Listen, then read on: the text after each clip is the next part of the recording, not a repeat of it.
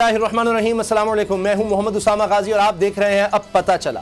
किसी शायर ने क्या खूब कहा है कि अब अगर अजमत किरदार भी गिर जाएगी, आपके सर से ये दस्तार भी गिर जाएगी। जी जनाब, खबर ये है, बल्कि अफसोसनाक खबर ये है कि अदम एतमाद की तहरीक में कामयाबी जिस किसी के मर्जी हाथ आए, इसके अवाम पर जो मर्जी असरात हों, मगर अलमिया ये होने जा रहा है कि इससे सियासत फिर 90 की दिहाई में वापस जाती दिखाई दे रही है। इसका नज़ारा मुल्क की सियासत में हुकूमत और अपोजिशन के दरमियान जारी सियासी कशमकश देखने में जो मिल रही है, ये नज़ारा सामने है। आप देख लें, प्रेस कॉन्फ्रेंस का जवाब प्रेस कॉन्फ्रेंस, धमकियों का जवाब धमकियां और जातियात पर हमलों का जवाब जातियात पर हमलों की सूरत दिया जा रहा है। यही सब कुछ तो होता रहा 90 की दिहाई में।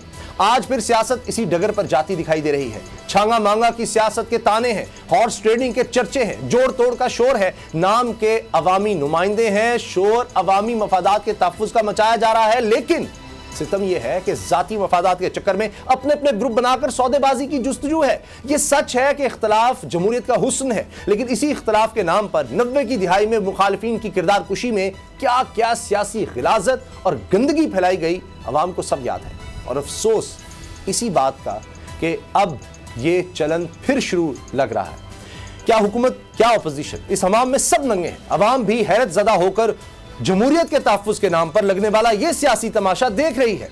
इसे समझ नहीं आती कि जो राहबर इन्हें कानून की पासदारी का, अखलाकियात का सबक पढ़ाते हैं, वो खुद को इससे क्यों बालातर समझते हैं। अदम एतमाद की तहरीक लाना अपोजिशन का हक है, इस पर किसी को एतराज नहीं, मगर इसके नाम पर ज़मीरों के सौदे, ये जमहूरियत की कौन सी खिदमत है।